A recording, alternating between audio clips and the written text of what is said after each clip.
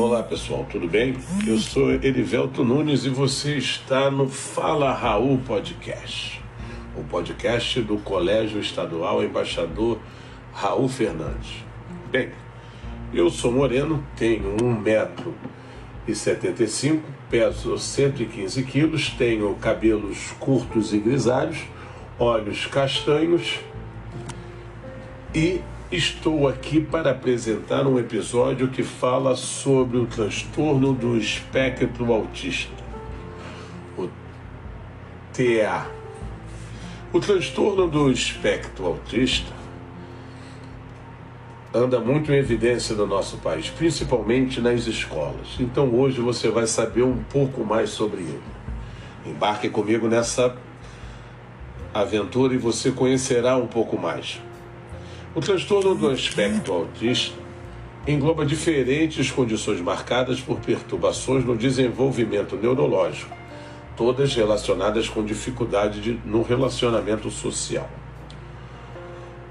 O TEA engloba diferentes condições marcadas por perturbações no desenvolvimento neurológico com 3 características fundamentais, que podem manifestar-se em conjunto ou isoladamente. São elas: dificuldade de comunicação por deficiência do domínio da linguagem e no uso da imaginação para lidar com jogos simbólicos, dificuldade de socialização e padrão de comportamento restritivo e repetitivo.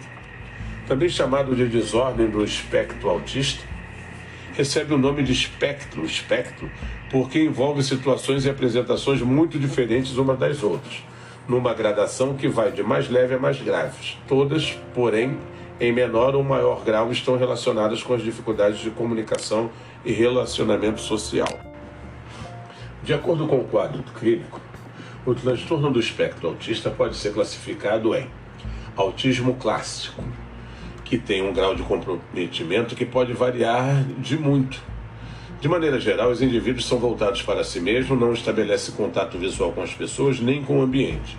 Conseguem falar, mas não usam a fala como ferramenta de comunicação, embora possam entender enunciados simples. Têm dificuldade de compreensão e apreendem apenas o sinal literal das palavras. Não compreendem metáforas nem o duplo sentido. Nas formas mais graves, demonstram a ausência de completa e de qualquer contato interpessoal. São crianças isoladas que não aprendem a falar, não olham para as outras pessoas nos olhos, não retribuem sorrisos, repetem movimentos estereotipados sem muito significado ou ficam girando ao redor de si mesmos e apresentam deficiências mentais importantes. Temos também o que chamamos de autismo de alto desempenho, também chamado de síndrome de Asperger. Os portadores apresentam as mesmas dificuldades dos outros autistas, mas numa medida bem reduzida. São verbais e inteligentes. Tão inteligentes que chegam a ser confundidos com gênios, porque são imbatíveis nas áreas do conhecimento em que se especializam. Quanto menor a dificuldade de interação social, mais eles conseguem levar a vida próxima do normal. Existe também o que nós chamamos de distúrbio global do desenvolvimento sem outra especificação. Nesse caso, os indivíduos são considerados dentro do espectro do autismo, dificuldade de comunicação e de interação social, mas os sintomas não são suficientes para incluí-los em nenhuma das categorias específicas do transtorno, o que torna o diagnóstico ainda muito mais difícil.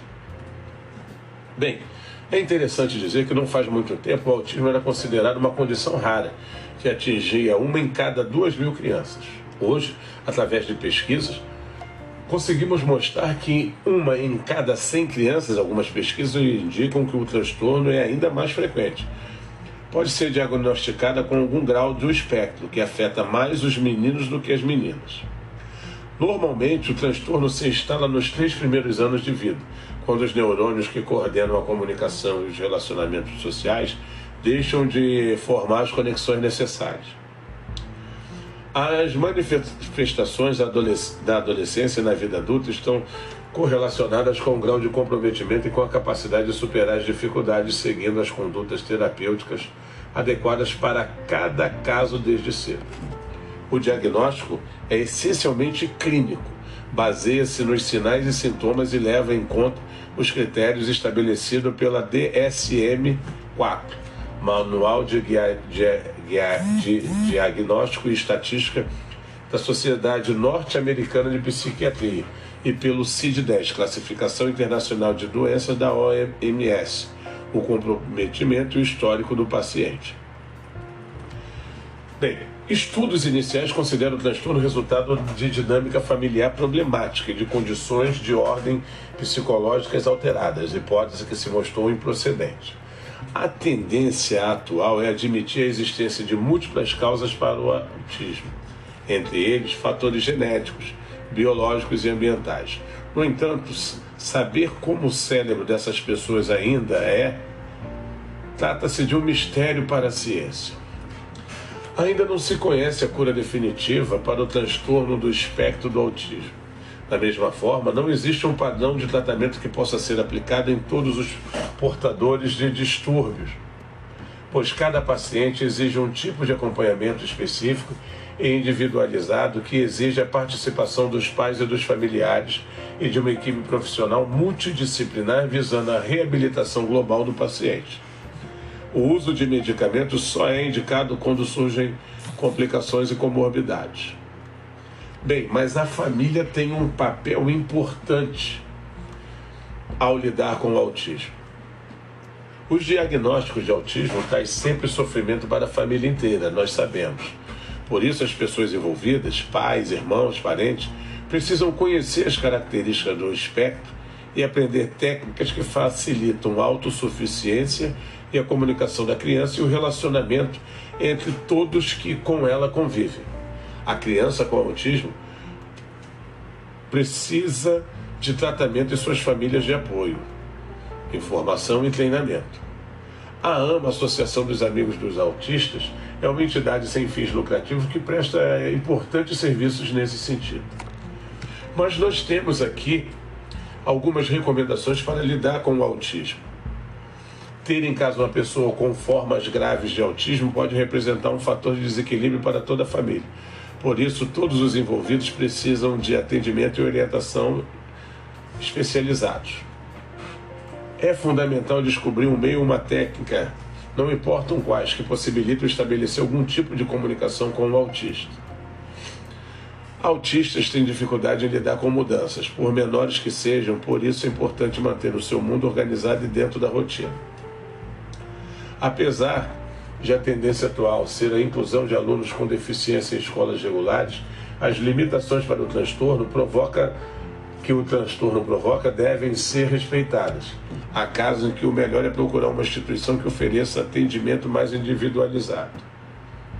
Autistas de bom rendimento podem apresentar desempenho em determinadas áreas do conhecimento com características de genialidade.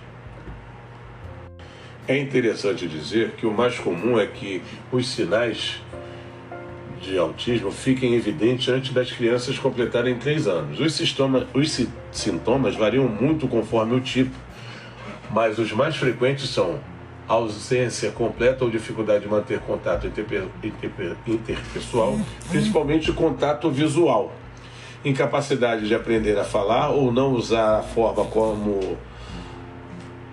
com que se fala como uma forma de comunicação, incidência de movimentos estereotipados e repetitivos, deficiência mental, e o paciente fica ausente ou voltando para si mesmo, comprometido da compreensão. Bem, mas uma criança autista pode levar uma vida normal? Bem, depende do grau de transtorno. Com frequência, os autistas com grau leve são muito inteligentes, somente são sensíveis a mudanças súbitas, o que faz com que possam ter uma vida bem próxima da normalidade. Alguns podem viver anos sem receber o diagnóstico, e não é raro. São confundidos com pessoas que são apenas muito tímidas em graus mais leves, porém que implicam em grande dificuldade de relacionamento. Podem haver comprometimento da qualidade de vida que exige um acompanhamento especializado. Bem, a gente sabe que não existe um remédio natural para curar o autismo, porque o autismo não tem cura. Mas existem medicamentos que são prescritos na presença de agressividade e de outras doenças paralelas, como depressão e ansiedade. O tratamento deve ser multidisciplinar, englobando médicos, fonoaudiólogos, fisioterapeutas, psicólogos, pedagogos, de forma a incentivar o paciente a realizar sozinho tarefas cotidianas. Bem, principalmente é importante dizer que existe a necessidade da inclusão social desses indivíduos que são detectados com espectro autista, pois eles também podem produzir algum resultado, quer seja num ciclo de amizade e principalmente na escola. E é por isso que a nossa escola, o Colégio Estadual Embaixador Raul Fernandes, tem o orgulho de ter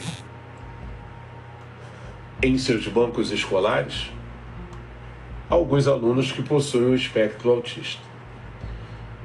Bem, esse episódio é em comemoração à data do processo de construção de uma possibilidade de vida melhor para o autista. E assim nós encerramos mais um episódio. Espero que vocês tenham gostado. Um grande abraço e até a próxima. E não deixe de seguir as nossas redes sociais.